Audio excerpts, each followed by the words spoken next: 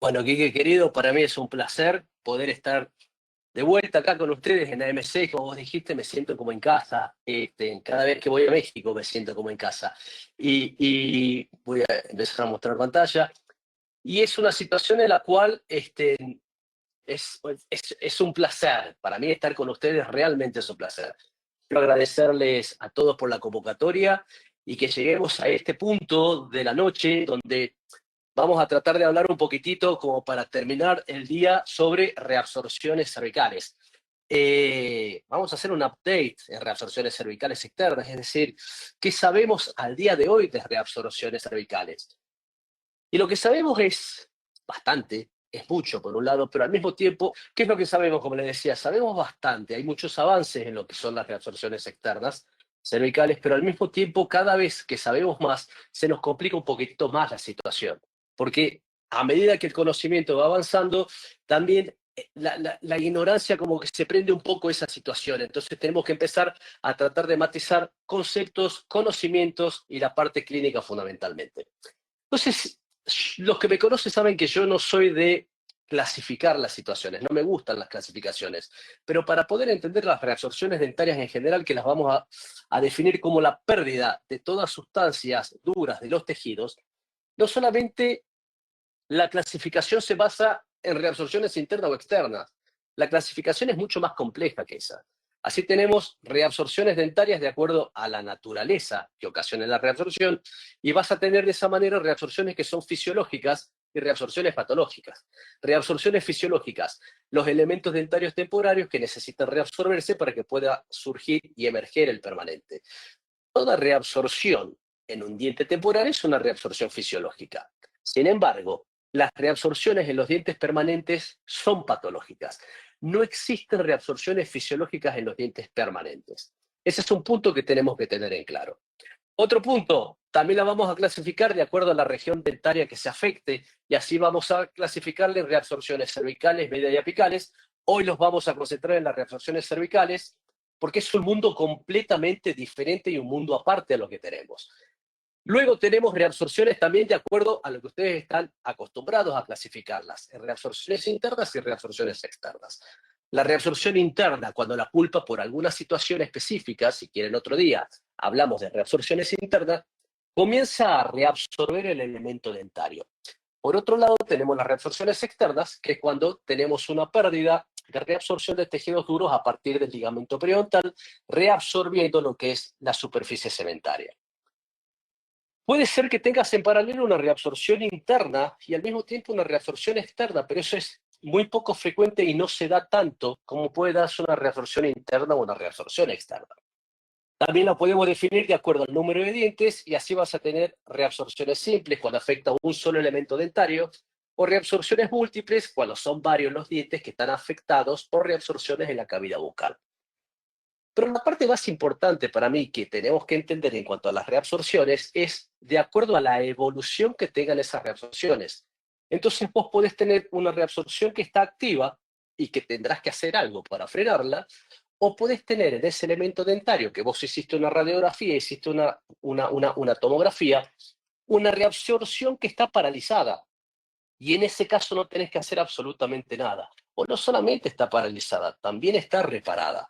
Entonces, ahí es donde vas a tener que empezar a diferenciar cuándo vas a tener una reabsorción activa y tenés que trabajar, y cuándo vas a tener una reabsorción que no tenés que hacer nada porque ya no solamente está paralizada y detenida, sino que aparte ya está reparada. Y por otro lado, de acuerdo al mecanismo que produce el proceso de la reabsorción, así vas a tener reabsorciones inflamatorias y reabsorciones de tipo sustitutivas.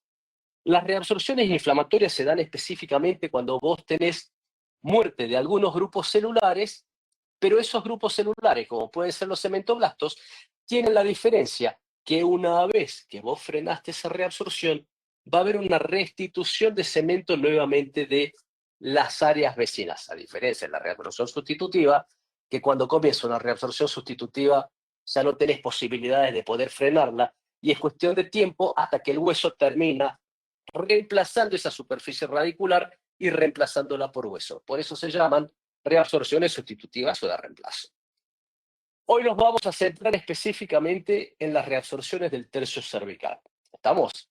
Entonces, si nosotros empezamos a ver y hacernos preguntas, cuando tengamos una reabsorción cervical, ¿qué es lo que tenemos que hacer? Sí o sí tenemos que hacer un tratamiento de conductos. A esa reabsorción, cuando vos la tenés prácticamente en contacto con la pulpa, ¿tenés que sacar esa pulpa? Ese es uno de los puntos de debate que tenemos hoy en la endodoncia y es uno de los puntos en los cuales vamos a tocar perfectamente y en profundidad como para poder entender hasta qué punto es necesario hacer la extracción de esa pulpa, hacer la extirpación del filete pulpar o no. Ahora, para poder empezar a hablar de reabsorciones, tenemos que entender también por qué se reabsorbe un elemento dentario o cuál es el mecanismo fisiológico, por ejemplo, que hace que se genere una reabsorción fisiológica completamente a nivel de hueso. Ustedes saben que el hueso está en constante proceso de neoformación y reabsorción durante toda la vida del elemento, no del elemento dentario, sino del ser humano. Entonces, para poder entender esto tenemos que empezar a hablar de células. Y si yo les pregunto, ¿cuál es la célula que comienza una reabsorción en el hueso? Seguramente el 95, por no decir el 98% de todo lo que me están escuchando me va a decir, y obviamente, un osteoclasto. Pero es que en realidad el osteoclasto no es una célula que inicia el proceso de reabsorción en el hueso, sino que es una célula que reabsorbe el hueso. Si nosotros empezamos a ver y a evaluar los grupos celulares involucrados dentro de un proceso de reabsorción, tenemos 5 grupos celulares que son fundamentales. Punto número 1, los restos epiteliales de Malassez. Segundo, macrófagos, cementoblastos, osteocitos y osteoblastos. Vamos a dejar, por un lado, los cementoblastos y los restos epiteliales de Malassez para dentro de un ratito, que ya vamos a volver, y nos vamos a concentrar en estos 3 grupos celulares: osteocitos, macrófagos y osteoblastos. Estas 3 células, que ustedes me dirán que tienen que ver con una reabsorción, tienen mucho que ver y son la piedra angular para que empiece un proceso de reabsorción en el hueso. Estas 3 células, en conjunto, forman lo que se denomina unidad osteoremodeladora, ya que son estas células las que van a iniciar un proceso de remodelación en el hueso a través de reabsorciones o de neoformaciones.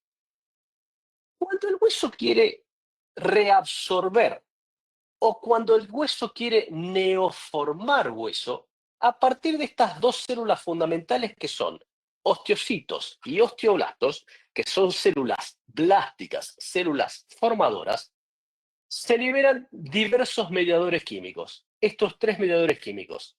Por un lado, ranquele, por otro lado, osteoprotegerina, y por otro lado, y en el caso de los osteoblastos, en menor proporción, el factor de crecimiento epitelial, o las siglas en inglés de Epithelial Growth Factor. Estos 3 mediadores químicos van a influir directamente sobre la reabsorción del hueso, sobre la neoformación del mismo. Si ustedes ven, hay 2 en los 2 extremos de la pantalla donde están en verde el factor de crecimiento epitelial y el ranquele. ¿Qué significa que estén en verde? Se los puse en verde para poder diferenciarlos y para que puedan entender que estos son mediadores químicos que van a inducir a la activación de clastos y a que haya una reabsorción. Por otro lado, en el medio tienen en morado o en violeta la osteoprotegerina, que hace lo contrario a estos otros 2 mediadores químicos. En vez de inducir un proceso de reabsorción, frena al proceso de reabsorción e inicia un proceso de neoformación a nivel del hueso. Entonces, resumiendo hasta acá, tenemos 2 células fundamentales, osteocitos y osteoblastos, propias del hueso.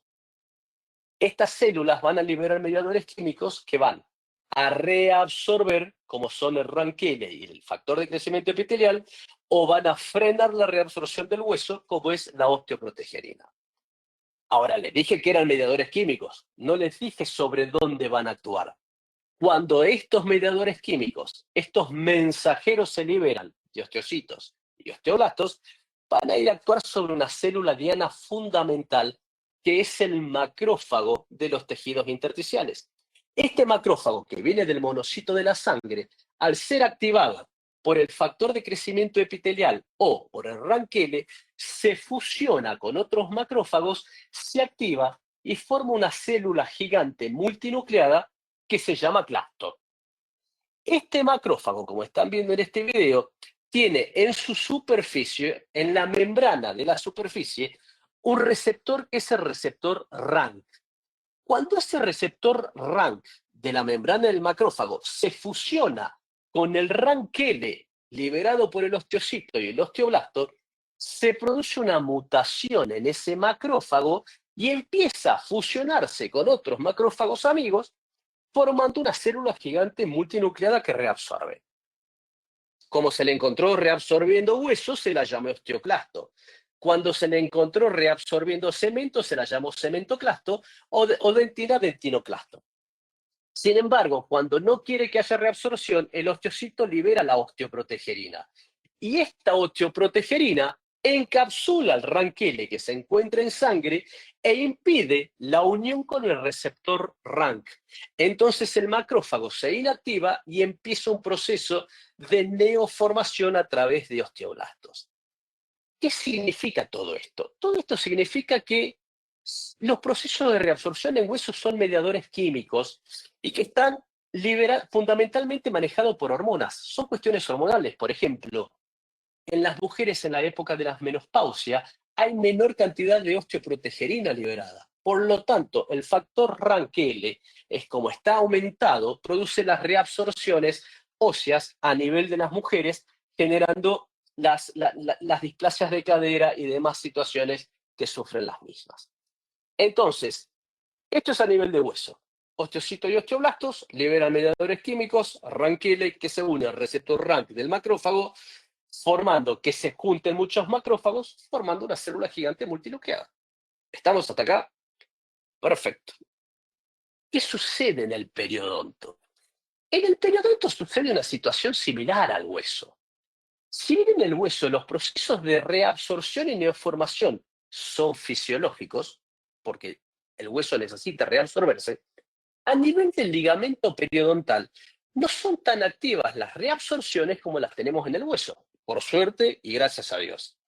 ¿A qué se deben estas situaciones? A que a nivel del ligamento periodontal nosotros tenemos ya descrito por Xiang y Keinan desde hace ya mucho tiempo atrás la presencia de la vaina de Herwin. Esta vaina epitelial de Herwin es la que mantiene estable el espesor y el equilibrio del ligamento periodontal, protegiéndolo fundamentalmente de la reabsorción y de la anquilosis. Pero no es que la vaina de Herwin simplemente lo proteja porque es la vaina de Herwin. Esta vaina de Herwin contiene dos células fundamentales a nivel del ligamento periodontal. Por un lado, los restos epiteliales de Malassez, que estábamos hablando hace rato, que son restos de epitelios provenientes de las asas cervicales cuando formaban la vaina de Herwin. Al ir fragmentándose, quedaban como islotes a todo lo largo del ligamento periodontal.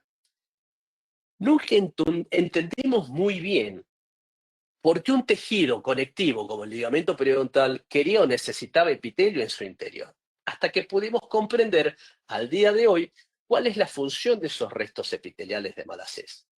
Pero por otro lado, también tenemos los cementoblastos que están en la superficie radicular. Tanto cementoblastos como restos epiteliales de Malassez forman un conjunto de protección sobre la superficie radicular. Los cementoblastos son los guardianes de la superficie radicular. Sí o sí son los que impiden que avance, por un lado, los clastos sobre la superficie radicular porque es un tejido orgánico, son células que están formando un precemento.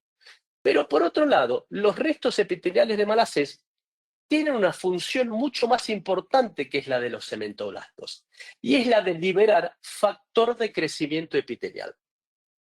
Hace rato habíamos dicho que el factor de crecimiento epitelial es inductor de la reabsorción a nivel del hueso. Entonces, si yo tengo el hueso para aquel lado y la superficie radicular para allá, si yo soy factor de crecimiento epitelial y lo tengo al frente al hueso y atrás tengo lo que es el cemento, Yo, resto epitelial de Malassez, libero el factor de crecimiento epitelial al hueso y el hueso se autorreabsorbe permanentemente, respetando el límite de la membrana periodontal. Entonces, esa es la función fundamental que tienen los restos epiteliales de Malassez. Evitar las reabsorciones, fundamentalmente las reabsorciones sustitutivas. Vamos a tener una reabsorción sustitutiva cuando tengamos la necrosis total y completa de los restos epiteliales de Malassez. Entonces, ahí ya no hay quien frene el avance del hueso, el hueso va a encontrar la superficie radicular y la va a empezar a reabsorber. Pero ese capítulo de las reabsorciones anquilosantes o sustitutivas por traumatismo. Hoy nos llama otro tipo de reabsorciones, que son las reabsorciones cervicales. Estas reabsorciones cervicales pueden ocasionarse y pueden suceder cuando los cementoblastos se necrosan. Cuando tenemos algún tipo de inflamación en el ligamento periodontal por distintas situaciones y esos cementoblastos se necrosan y mueren, como hay tejido necrótico, el organismo no te permite tejido necrótico. Al haber necrosis y al haber inflamación, se produce la activación del complejo Ranqui-Ranquele y van a haber clastos que van a reabsorber la raíz. Esto es lo que se denomina una reabsorción inflamatoria. Una reabsorción inflamatoria es cuando nosotros tenemos necrosis de cementoblastos, pero restos epiteliales de Malassez vivos que están frenando el avance del hueso. Pero sin embargo, acá tengo clastos que están reabsorbiendo la superficie radicular. ¿Cuál es la diferencia con la reabsorción sustitutiva? Que al eliminar la inflamación o el proceso que está produciendo la misma, va a haber una nueva regeneración con ligamento periodontal, va a haber una nueva formación y traspaso de células cementoblastos de las superficies vecinas para empezar a recubrir esa superficie que estaba denudada con una nueva reinserción de las fibras del ligamento periodontal. Esto es, a grosso modo, cómo se ocasionan o cuál es la histopatología de las reabsorciones cervicales externas. Si hablamos de las causas de las reabsorciones, las causas pueden ser múltiples. Pueden deberse por presión, blanqueamiento dentario. Hoy el blanqueamiento dentario ya no tiene tanta incidencia como antes, porque los blanqueadores dentales que utilizamos ya no son tan citotóxicos como los que utilizábamos 20 o 25 años atrás. La maloclusión, la extracción de dientes vecinos, algunos traumatismos dentarios, pero fundamentalmente lo que a mí me va a ocasionar que tengamos un problema para una reabsorción cervical es la relación amelocementaria. Y esta relación amelocementaria ya fue descrita también hace mucho tiempo atrás por Choquet. Choquet nos describió 4 tipos de relación entre el esmalte y el cemento. Él descubrió 4 tipos, en los cuales el punto número 1, y el que más existe, es en el cual el cemento cubre al esmalte e impide que quede dentina expuesta a la superficie o a la acción de los clastos. El punto 2, que es muy poco probable, es cuando el esmalte cubre el cemento, se da muy poco, menos de un 5 o 10%, pero prácticamente no existe. Hay situaciones en las cuales el esmalte y el cemento contactan simplemente. Al ser esta unión de contacto muy débil, esto se da en un 30% de las situaciones. Y en un 10% restante, hay situaciones, como en esta imagen, donde el esmalte y el cemento no contactan y queda una banda de tejido mineralizado, que es la dentina, sobre la superficie radicular, expuesta a la acción de clastos, fundamentalmente que vienen de la cresta alveolar. Entonces, cuando los clastos empiezan a ver y encuentran tejido mineralizado, como la superficie dentinaria, puede iniciarse una reabsorción a ese nivel. Por suerte, las reabsorciones cervicales son muy poco frecuentes. Y estas son muy poco frecuentes justamente porque la relación amelocementaria es muy baja, en la cual la dentina queda expuesta, no menos de un 10% de los casos, en menos del 10% de los casos. Ahora, tenemos signos y clínicos radiográficos comunes a las reabsorciones cervicales. Y el signo más importante es que en la mayoría de los casos, en un 70%, las reabsorciones cervicales son asintomáticas. Cuando recién empiezan, pasa mucho tiempo hasta que esa pulpa puede inflamarse o puede necrosarse, generando una sintomatología en la cual el paciente recién ahí va a llegar a tu consultorio diciéndote, doctor, me molesta este diente. Y cuando vos haces una radiografía, te encontrás con una reabsorción que en la mayoría de los casos ya es gigante o es muy grande. Entonces, si hablamos de los signos clínicos, las reabsorciones cervicales están ubicadas, obviamente, en el tercio cervical. Clínicamente vas a encontrar una mancha rosada en la corona. El diente lo vas a tener cambiado de color. Si vos tomás sensibilidad pulpar, esa sensibilidad pulpar es positiva. Punto número 1. Y ya vamos a ver por qué es positiva. Si haces un sondaje periodontal, vas a tener un profuso sangrado, un sangrado mucho más profundo que si tuvieras una enfermedad periodontal. Es un sangrado en napa que te das cuenta que aquí está pasando algo raro. Y por último, vos vas a poder diferenciar una reabsorción cervical de una caries cervical a partir del tacto. Si vos tenés, porque hay muchas veces que la vas a confundir con una caries cervical. Si vos agarrás un explorador y tocas el fondo, si es blandito, si ese fondo es blando, es una caries. Si es duro, estás tocando dentina, entonces es seguramente una reabsorción cervical. Eso es en cuanto a los signos clínicos. Si nosotros vemos las coronas de los elementos dentarios, estas son clásicas coronas de reabsorciones cervicales con los cambios de coloraciones que nos están diciendo que ahí tenemos un problema importante. Cuando el paciente te llega así, generalmente el pronóstico es mucho más complicado y se da por lo que te decía hace rato. En la mayoría de los casos son asintomáticas. Ahora, ¿cuáles son los signos radiográficos comunes? En la mayoría de los casos también, las reabsorciones cervicales son hallazgos casuales, en las cuales vos querías hacer la endodoncia del diente 21 y ves una mancha rara en el 11 porque el paciente está total y absolutamente asintomático. Cuando las lesiones recién empezaron, son tempranas, tienen un aspecto radiolúcido, bien radiolúcido. Pero cuando ya están muy avanzadas, ya empiezan a tener un moteado radiopaco por la naturaleza fibroósea que tiene esa lesión.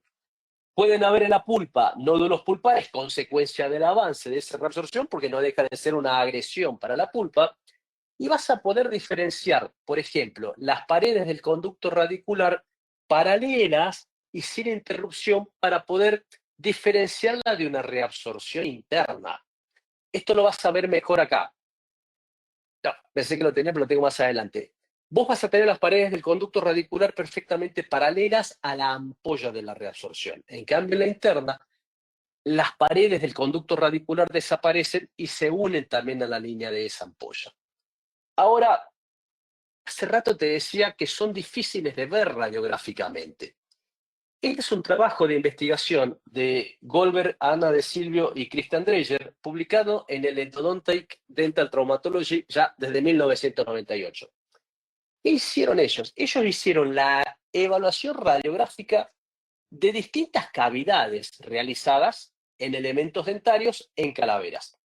Utilizaron cráneos, sacaron los dientes y realizaron perforaciones a nivel del tercio cervical, medio y apical de esos dientes, con fresas pequeñas, medianas y grandes, en las caras vestibulares, proximales y en forma aleatoria.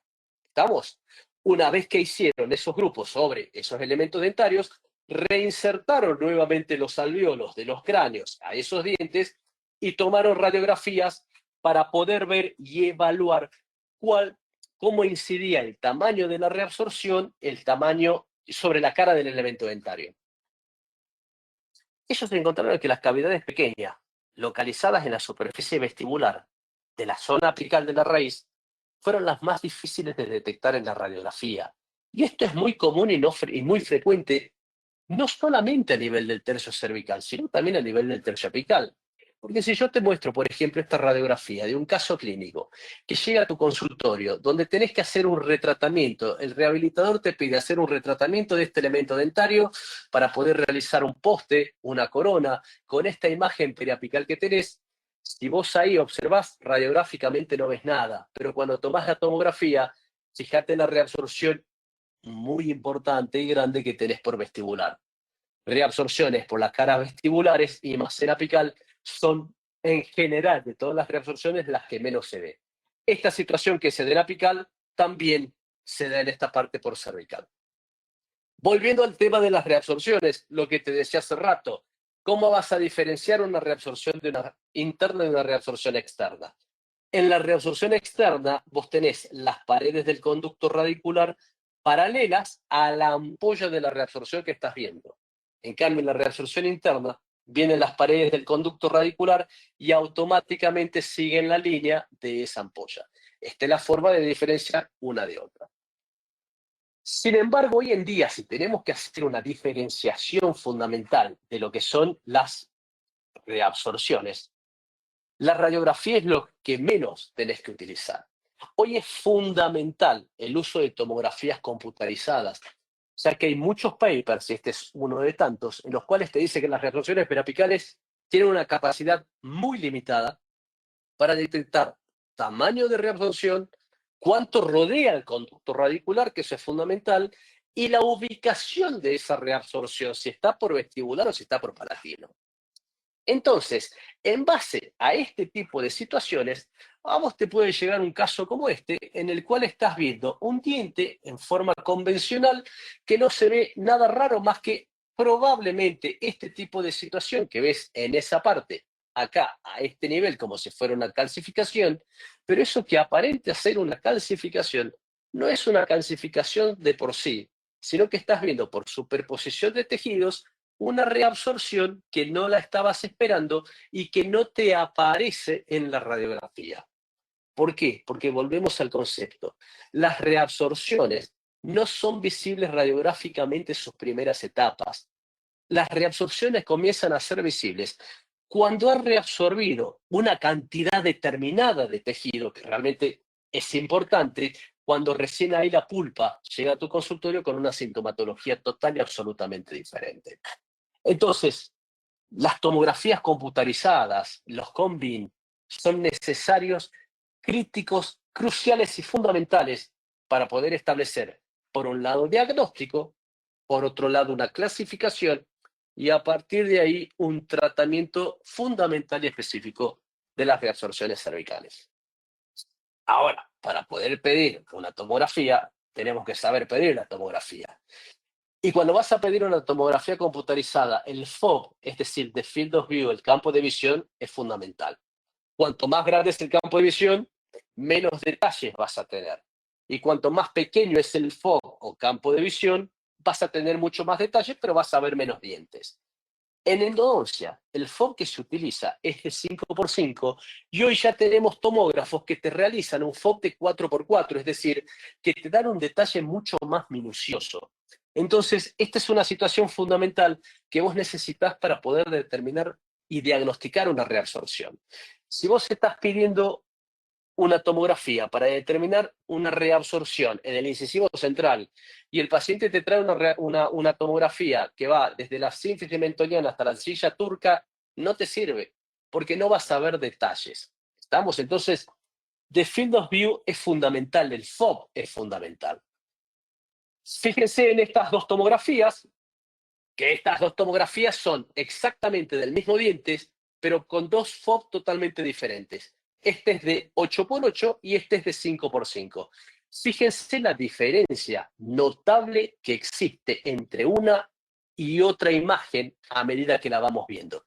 En esta imagen de 5x5, en este FOV de 5x5, nosotros podemos ver el conducto radicular que viene acá.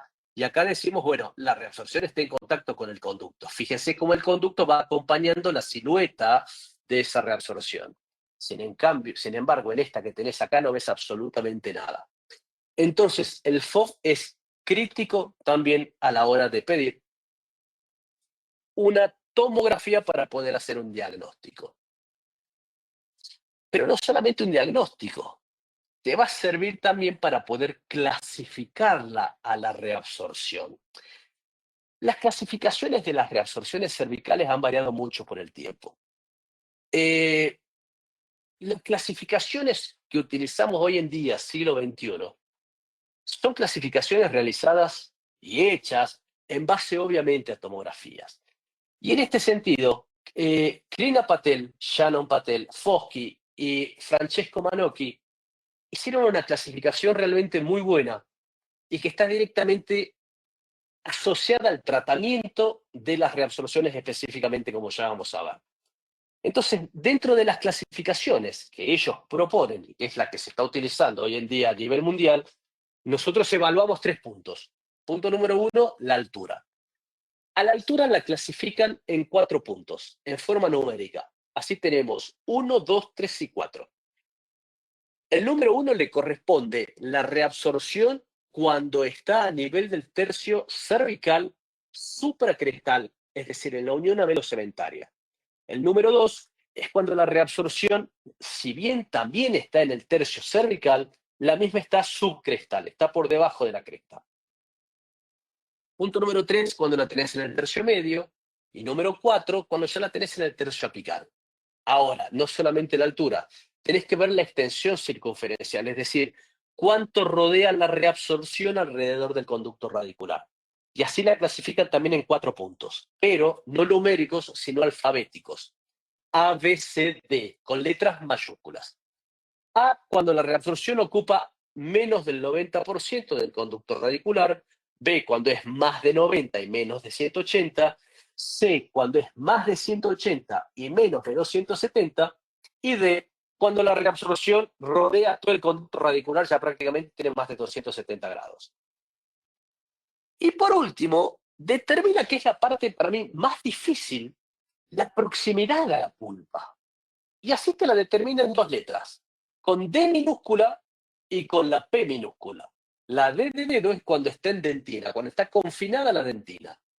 Y la P de pulpa es cuando ya está en contacto con la pulpa. Entonces, en base a estos 3 puntos, vos vas a tener una clasificación específica para poder establecer un tratamiento. Eso es lo que sabemos hoy en día en cuanto a clasificaciones y tratamientos. Así, por ejemplo, tenemos este caso clínico, donde vos haces una radiografía y encontrás esta reabsorción acá a este nivel. Lo primero que tenés que hacer es pedir una tomografía. Pidiendo la tomografía, vos vas a poder ver estas 2 visiones, una vista axial y otra vista de tipo sagital. En la vista sagital vas a ver en qué tercio está la reabsorción y si está supracrestal o infracrestal. Y en esta otra imagen vos vas a ver 2 cosas. Cuánto abarca en la circunferencia del conducto radicular la reabsorción y si está en contacto o no está en contacto con el conducto radicular. Entonces, si tenemos que clasificar esta reabsorción que tenemos acá, en base a la altura, la encontramos a nivel del límite avelocementario supracrestal, está por arriba de la cresta. Al estar por arriba de la cresta le corresponde el número 1, como veíamos hace rato en la clasificación de Patel. En la extensión de la circunferencia, tiene más de 90 grados y menos de 180, le corresponde la letra B mayúscula. Y por último, en la proximidad de la pulpa, prácticamente está sobre la pulpa, hay una probable comunicación pulpar a este nivel. Por lo tanto, le corresponde la letra P minúscula. Esta, en la clasificación, sería una 1BP. Vos juntas los 3 parámetros y armas la clasificación. Siempre el número te indica la altura, en segundo la segunda letra, la extensión en circunferencia, y en tercero si estás en la dentina o estás en la pulpa. Ahora, si vemos esta otra reabsorción, es total y absolutamente diferente a la anterior. Porque en este caso, vos estás viendo radiográficamente que la reabsorción está llegando hasta este nivel, prácticamente hasta el tercio apical. Pedís una tomografía. Al pedir la tomografía, haces la evaluación y observás qué es lo que tenemos acá y haces la clasificación como la hicimos hace rato. Empecemos a jugar y a hacerla. Acá la tenemos prácticamente en el tercio apical. Le corresponde el número 4. Tiene más de 270 grados alrededor del conducto radicular. Prácticamente está todo alrededor, rodeando todo el conducto. Le corresponde la letra más grande, la letra D. Y por otro lado está confinada aparentemente la dentina, que es la letra D minúscula. Esta en la clasificación sería una 4DD. Para mí en particular esta es la parte más difícil, como les decía hace rato. La última parte, poder encontrar, que es la parte complicada, o poder determinar cuándo está solamente en la dentina y cuándo está en contacto con la pulpa. Esa es la parte difícil, porque a medida que vos vas scrolleando la tomografía, hay partes que están en contacto y hay otras que están mucho más alejadas. Si yo tengo una parte que esté en contacto y más alejada, se la toma como si estuviera en contacto para la parte de la clasificación. Saliendo un poquito de reabsorción y viendo un poco de lo que es la epidemiología, que también es otra situación que me apasiona y que también tenemos que ver para poder entender las causas. Si nosotros vemos los factores predisponentes a las reabsorciones, en este trabajo fantástico que se los recomiendo de Mavridou en el Journal of Endodontics del 2017, ya lleva unos 7, 8 años prácticamente, pero que es realmente no pasa de boga. Ustedes tienen en esta tabla los dientes anteriores en azul, los premolares en rojo y los molares en verde. La causa más frecuente de reabsorciones cervicales, de acuerdo a Mavridou, son nuestros amigos ortodoncistas. Y esto es lógico. ¿Por qué? Porque cuando tenemos fuerzas ortodónticas no controladas, generan necrosis a nivel del tercio cervical, sobre todo cuando van a ser palanca. En ese tercio cervical, que tenés la zona de menor espesor de cemento, al hacer presión, tenés una necrosis por aplastamiento del cemento blastos. Esa necrosis por aplastamiento va a desencadenar un proceso inflamatorio a nivel del ligamento periodontal, se van a activar el proceso de Rank-Rankele de activación de clastos y va a comenzar una reabsorción cervical.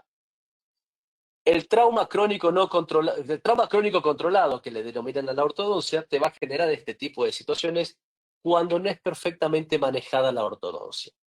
Segundo, el trauma oclusal tiene mucho que ver también en el inicio de la reabsorción, igual que los hábitos parafuncionales. ¿Por qué? Porque vos cuando tenés un paciente en trauma oclusal o cuando tenés un paciente bruxómano, al hacer presión, la zona de mayor tensión que se genera es también a nivel del límite melocementario. Ahí es donde se descargan las fuerzas. El cemento súper delgadito que tenés en el tercio cervical también se termina necrosando, expone dentina y comienzan a haber reabsorciones a ese nivel. Es decir, en este trabajo, de acuerdo a Mavridou, la mayoría de las causas de ortodoncia, de reabsorciones cervicales están dadas por ortodoncia. Sin embargo, en otro trabajo más reciente, 3 años posteriores, que es este trabajo de Schenk te dice, Mavridou está loco, la ortodoncia no es el factor principal. Y él determina, también publicada en el Journal of Endodontics, que el factor principal de las reabsorciones cervicales es el trauma dentario.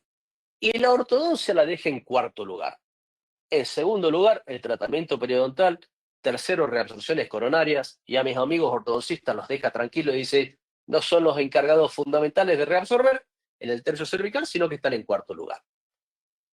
Ahora, ¿a quién le hacemos caso?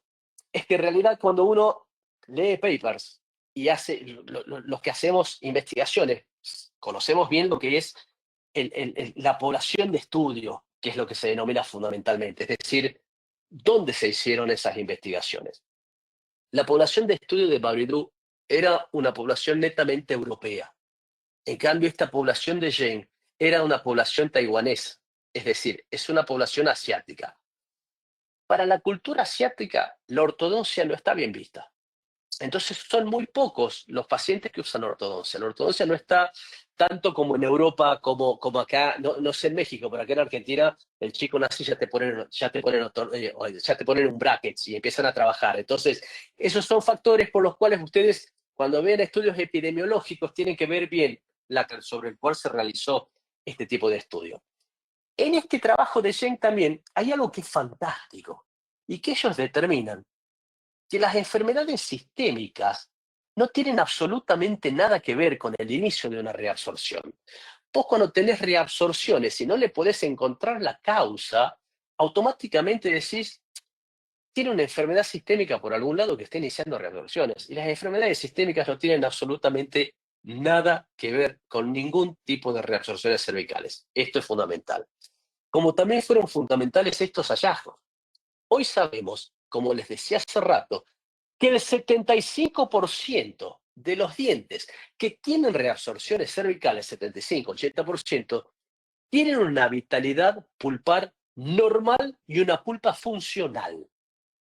Lo vuelvo a repetir, una pulpa normal y una pulpa funcional. Esto lo vamos a ver dentro de un ratito cuando veamos trata extendida, cuando viene desde hace mucho tiempo atrás y esa pulpa claudicó. Clínicamente, sensibilidad a la percusión es muy baja, lo mismo que los abscesos, y la formación de fístula igual. Y cuando hubo fístula, el 75% estaba en la reabsorción, pero el porcentaje de fístula es un 17% solamente.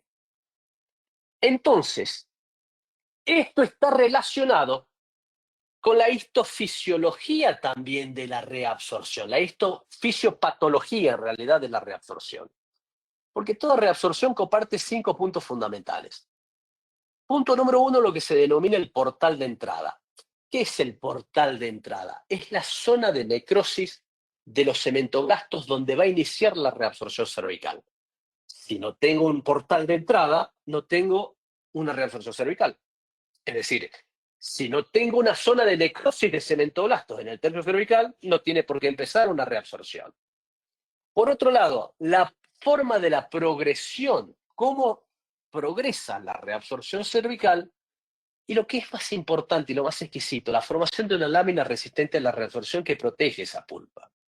Entonces, si empezamos a ver este parámetro, esto es un portal de entrada, la zona de necrosis de esos cementoblastos. No tenemos reabsorciones si no se necrosaron los cementoblastos. Segundo, la progresión de la reabsorción. Y la reabsorción externa, a diferencia de una reabsorción interna, tiene un patrón envolvente alrededor del conducto radicular, como ya lo estuvimos viendo hace rato. Y es muy difícil que una reabsorción externa invada a ese conducto radicular. Sin embargo, es más fácil que una reabsorción interna se haga comunicante al ligamento periodontal. ¿Y esto por qué se debe? Se debe por el mecanismo de estas reabsorciones. Interna y externa son diferentes. La reabsorción interna comienza cuando vos perdiste la capa de predentina, cuando por distintas situaciones los odontoblastos dejaron de formar predentina, esa predentina se mineraliza, se constituye, se forma la dentina y es un tejido mineralizado. Si bien la pulpa forma dentina, la dentina para la pulpa es un cuerpo extraño.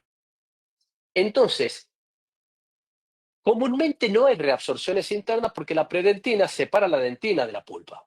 Pero si yo soy conducto radicular y el ligamento periodontal está para aquel lado, yo pulpa empiezo a reabsorber y reabsorbo. Dentina, dentina, dentina. Después de la dentina sigue el cemento. Reabsorbo cemento, que es tejido mineralizado, y me encuentro con el ligamento periodontal. La reabsorción interna se hace comunicante con el ligamento periodontal de forma muy fácil. En cambio, la reabsorción externa tiene otro patrón diferente, tiene otro comportamiento, porque si yo ahora soy ligamento periodontal, tengo necrosis de cementoblasto y empiezo a reabsorber desde afuera hacia adentro y empiezo cemento, cemento, cemento, encuentro tejido mineralizado, dentina, dentina, dentina, dentina, y la dentina, una vez que voy reabsorbiendo dentina, es muy difícil que pueda entrar al conducto. ¿Por qué? Porque en el 75%, 80% de los casos, como vimos recién, la pulpa se encuentra vital. Al estar vital la pulpa, cuando ves que viene una agresión, como por ejemplo una reabsorción, o cuando ve una caries, por darte un ejemplo, empieza a formar dentina terciaria y empieza a alejarse. Entonces, la reabsorción externa, como no puede comer tejido orgánico, no se puede meter al conducto radicular y empieza a envolverla, reabsorbiendo absolutamente todo el tejido mineralizado que se encuentra alrededor del conducto radicular. Esto va a suceder obviamente siempre y cuando la pulpa mantenga su vitalidad. Y la pulpa mantiene su vitalidad en el 80% de los casos. Hasta que llegamos nosotros y la queremos sacar. Pero bueno, eso es harina de otro saco que ya lo vamos a ir viendo también el porqué. A ese punto sí quiero llegar en el tratamiento. no solamente por la formación o por el tipo de patrón envolvente que protegería a la pulpa, sino también la pulpa tiene otra protección, que es la lámina resistente a la reabsorción. ¿Qué sabemos hoy? Hoy sabemos que esta lámina resistente a la reabsorción está formada por la pulpa y está constituida por predentina, un tejido no mineralizado, los cuales los clastos no pueden reabsorber, dentina y algo de tejido reparado que hace como una protección, una capa protectora al interior del conducto radicular y que impide que la reabsorción entre a ese conducto radicular. Siempre y cuando nosotros tengamos en este corte maravilloso también histológico de Mabridou, pulpa que está vital y funcional en el 80% de los casos, en las reabsorciones, va a haber formación de predentina como lámina resistente a la reabsorción. Entonces, los clastos que tenemos actuando no pueden ingresar al conducto radicular por más que me queden 100, 155 micrómetros de espesor de esa dentina. Acá tenemos también un clásico ejemplo, donde acá tenemos puntos de reabsorciones y cómo va progresando la reabsorción alrededor de ese conducto radicular. Este es un resumen perfecto de lo que estuvimos hablando hasta recién. En las reabsorciones nosotros tenemos en común, en todas las reabsorciones cervicales, un portal de entrada, que es la zona de necrosis. Tenemos la forma de progresión de la reabsorción alrededor del conducto radicular y la capa protectora que hace la pulpa, que se llama lámina resistente a la reabsorción. Entonces, si nosotros tenemos este tipo de situaciones y tenemos que ayudar un poquitito a esa pulpa que está tratando de defenderse. Acá tenemos el ejemplo clásico, para ir cerrando. Si no, ir cerrando esta parte, no la conferencia porque tenemos un poco más todavía. Si están aburridos, vamos. Pero creo que no. Fíjense, acá tenemos estas imágenes a nivel de este elemento dentario que llega con sintomatología, en este caso al frío y calor. Doctor, me duele el frío y calor. Radiográficamente ven este tipo de imágenes alrededor del conducto radicular que te hace sospechar de una reabsorción.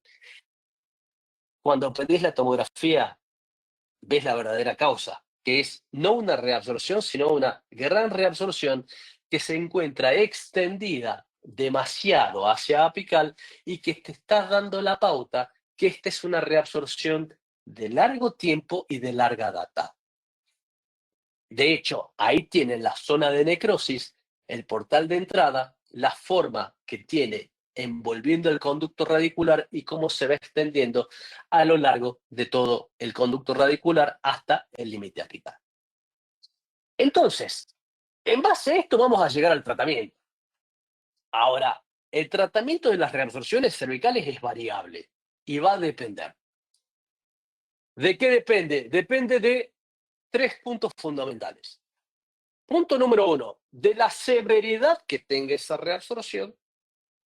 Segundo, de la localización de esa reabsorción, dónde está ubicada, si está en cervical o ya se extendió hacia apical. Y por último, lo más importante es la posibilidad de restauración que va a tener posteriormente ese elemento dentario. Si vos ves que ese elemento después no es factible, no es posible que puedas restaurarlo, y el tratamiento va a ser la extracción. Entonces, en base a estas situaciones, no son iguales en el pronóstico esta reabsorción que la tengo concentrada en el tercio cervical a esta reabsorción que ya está extendida hasta más allá, prácticamente hasta el ápice. Los tratamientos son diferentes, van a ser diferentes y el pronóstico también va a ser diferente. Entonces, estos son puntos que tienes que tener presente a la hora de hacer la elección de tu tratamiento. ¿Y qué es la parte más difícil de la endodoncia? De la endodoncia en el tratamiento de las reabsorciones. Si bien tenemos ciertos parámetros del tratamiento, es muy difícil utilizar el mismo tratamiento de una reabsorción en otras reabsorciones, porque cada reabsorción tiene su impronta y en cada reabsorción te hace pensar 45 veces y te hace dudar 87 veces si lo que estás por hacer está bien o está mal. Y es muy difícil. Y al que me diga yo sé tratar de las reabsorciones sin ningún tipo de problema, sin dudar, no se lo creo. No se lo creo porque es extremadamente difícil. Tenemos 5 opciones de tratamiento. Por un lado, puede que hagamos simplemente una reparación externa de la reabsorción haciendo o no la endodoncia. Eso lo vamos a hacer, fíjense, en una clasificación de Patel 1AD, 2AD o 2BD. ¿Qué te está diciendo esta clasificación? En base a esta clasificación te está diciendo que la reabsorción está en el tercio cervical, supracrestal o subcrestal. ¿Estamos? Segundo, puede que tengamos que hacer una reparación interna de la reabsorción, es decir, repararla a través de un tratamiento endodóntico y tratar de repararla desde adentro de ese conducto radicular. Eso lo vas a tener en una clasificación de Patel 2CP, 2DP, 3CP, es decir, cuando ya está mucho más allá de lo que es el tercio cervical. Puede que tengas que hacer un reimplante intencional, es decir, extraer el diente, curetear la reabsorción extraalveolarmente, reparar esa reabsorción y volverla a reinsertar. En una clasificación de Patel 3AD, 3BD, bueno, ya está mucho más profundo, puede que tengas que hacer simplemente un control. ¿Cuándo? Cuando sean dientes intratables, es decir, dientes que ya no se pueden solucionar o que ya tuvieron reabsorciones y que están detenidas. O bien la clasificación, o la última punto de la clasificación del tratamiento es la extracción. Porque la extracción, como te decía hace rato, si el diente no tiene capacidad de ser restaurado para devolverle función estética, la extracción también forma parte del tratamiento de la reabsorción. Entonces, vamos a ver uno por uno estos puntos. Algunos ejemplos. Casos que me han llegado al consultorio para ir viendo, tratando de manejarlo.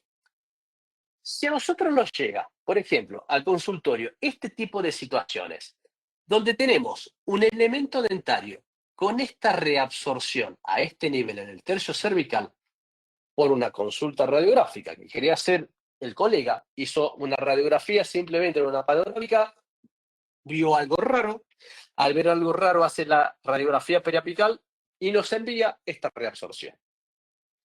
Cuando nosotros empezamos a ver, el primer punto que tenemos que tomar es el parámetro fundamental de la sensibilidad dentaria y pedir una tomografía. En la tomografía, nosotros vemos que esta reabsorción está en este corte sumamente profundo. Vemos en este corto axial que está alrededor del conducto radicular y tomamos sensibilidad dentaria. Es lo primero que tenemos que hacer.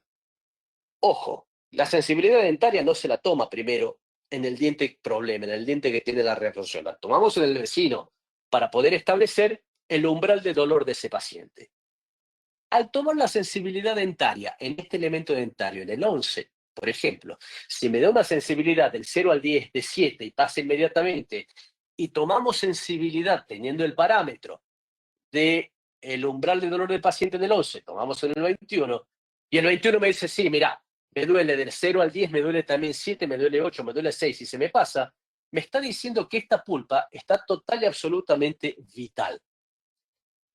La pregunta que nos hacemos nosotros acá es, ¿tenemos que sacar esa pulpa?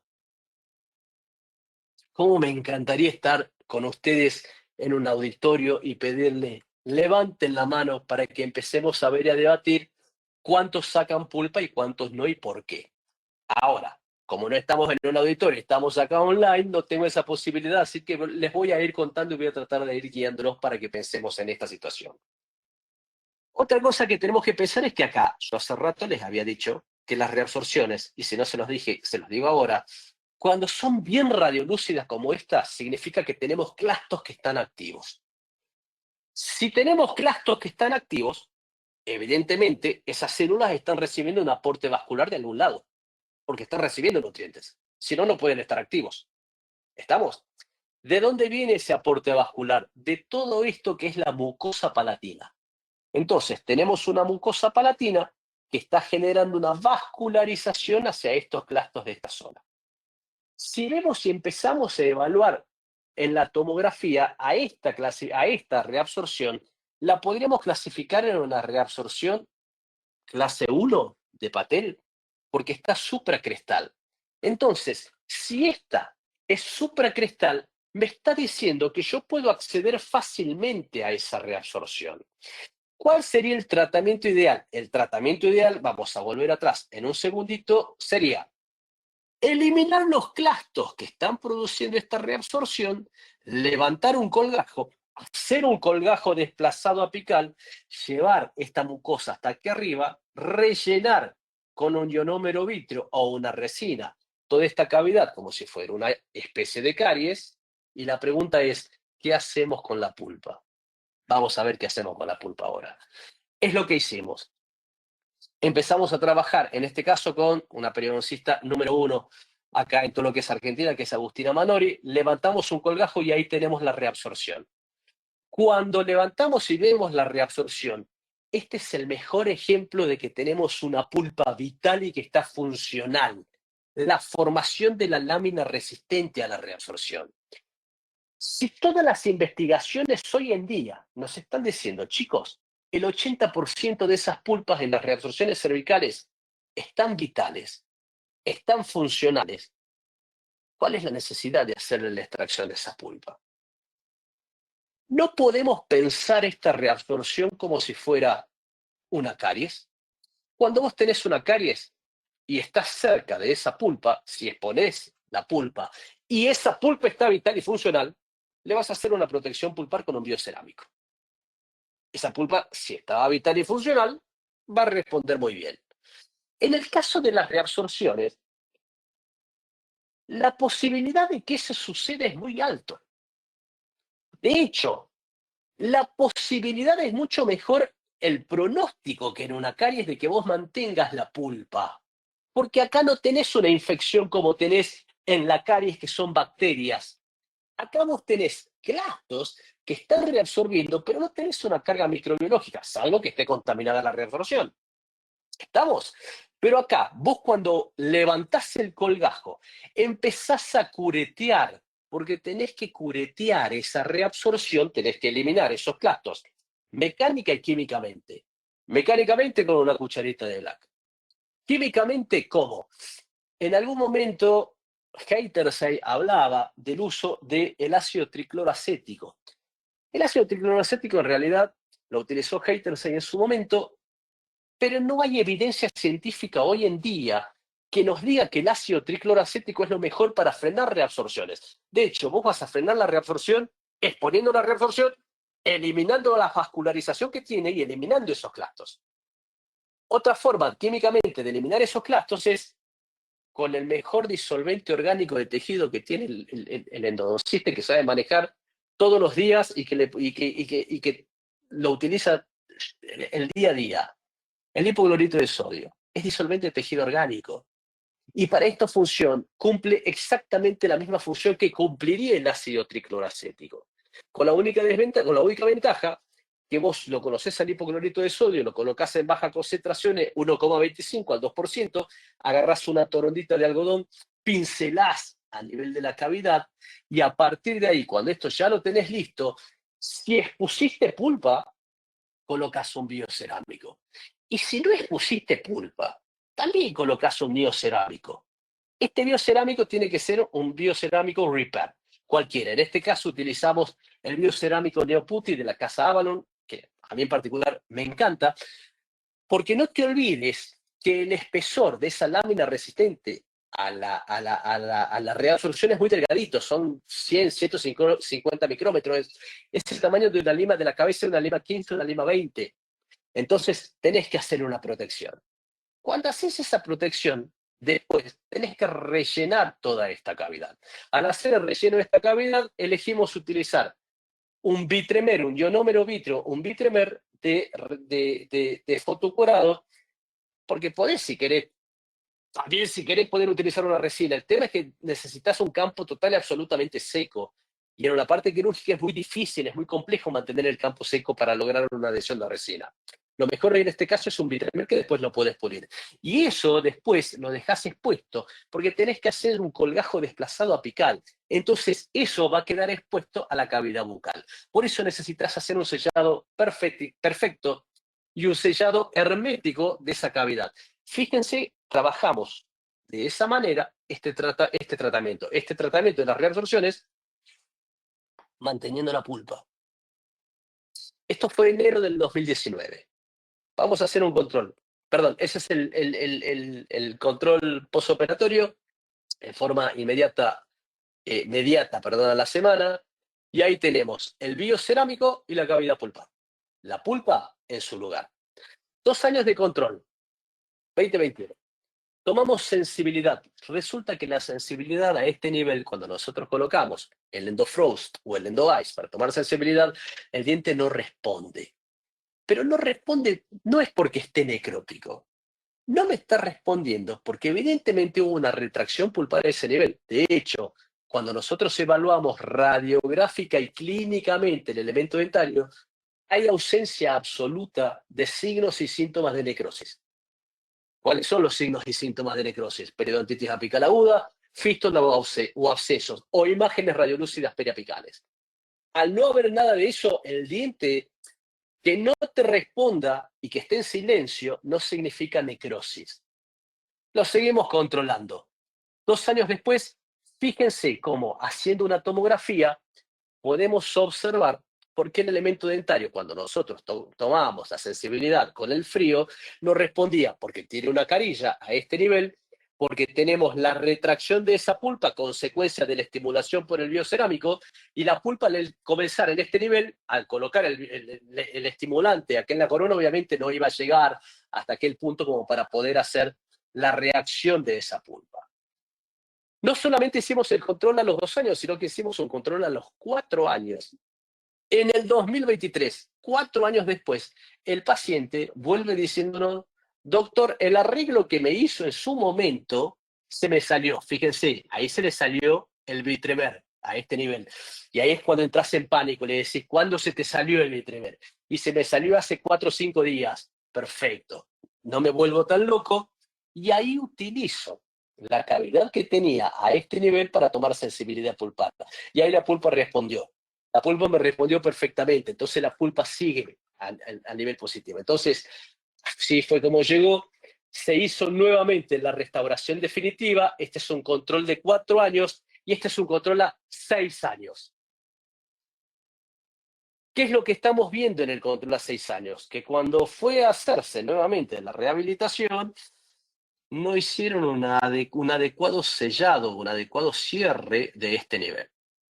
Entonces, acá obviamente hay filtración bacteriana, puede haber caries, esto nuevamente lo mandamos. Yo no hago la parte, me encantaría ser como Juan Carlos Paz, que es un genio número 1 y number 1 a nivel mundial de lo que es reconstrucciones posendo. Yo no hago nada de la parte reconstructiva, soy un cuadrado en la parte reconstructiva, yo soy endodóntico, pero me encantaría poder manejar esto porque estos son casos que me encantaría poder hacerlos en el consultorio. Tengo por suerte el rehabilitador que está al lado y ahí le muestro la radiografía y me dice, no, vení, lo vamos a traerlo, lo vamos a hacer de vuelta, y ahí se hizo nuevamente la restauración de sello. La cuestión de que tenemos una reabsorción cervical en contacto con pulpa a 6 años con un control total y absolutamente positivo de esa sensibilidad pulpar sin necesidad de haber eliminado la pulpa. No entiendo cuál es el trauma obsesivo compulsivo que se tiene de sacar esa pulpa en las reabsorciones cervicales, cuando esa pulpa nos está demostrando histofisiológicamente que está vital. Esta es otra situación, otro caso clínico también con un paciente que llega con este color, con este cambio de color. Se trató de exactamente de la misma manera y de la misma forma. Empezamos a ver, acá tenemos una reabsorción radiográficamente y empezamos a trabajar. Cuando empezamos a trabajar, tomamos una tomografía y vemos lo mismo. Pero la única diferencia es que esta reabsorción está por vestibular. Entonces, el parámetro que nosotros utilizamos clínicamente para hacer el tratamiento es exactamente la misma situación. Tomamos sensibilidad de este diente para tener un parámetro de control pulpar. Responde de una forma y este responde exactamente de la misma forma. Me está diciendo que esta pulpa está vital, se está defendiendo y está formando una lámina resistente a la reabsorción para que vos vengas y la ayudes, no para que vengas y la saques. Entonces, a partir de acá, levantamos un colgajo, empezamos a trabajar. Este es un video que tendría que pasar. Ahí está. Y empezamos a trabajar. Ahí a microscopía electrónica se va haciendo exactamente la misma situación. Se levanta colgajo, vamos trabajando, se coloca el Vitremer, empezamos a trabajar en forma bien delicada para pulir y darle la misma forma de la anatomía radicular a ese elemento dentario, porque después, al bajar el colgajo, eso seguramente va a ir a hacer un ligamento periodontal, va a cerrar con un epitelio de unión de tipo largo. Entonces, el objetivo de esto es exponer la reabsorción, lo mismo, curetearla, pincelarla con una torondita con hipoclorito de sodio, limpiar todo eso, rellenar y hacerle los controles. Ahí tenemos previo, el postoperatorio y el control al año con el cierre absoluto de todo lo que es el ligamento periodontal y la cincha periodontal.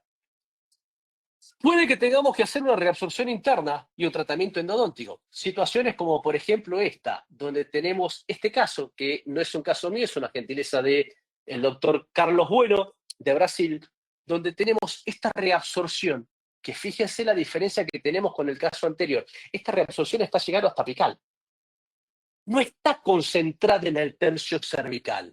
Y si vos haces la tomografía, fíjense cómo abarca prácticamente hasta el ápice. Entonces tu tratamiento no va a ser el mismo. Porque vos no podés levantar un colgajo, sacar y curetear toda la raíz, porque es imposible, porque esa reabsorción está prácticamente en contacto con el conducto radicular.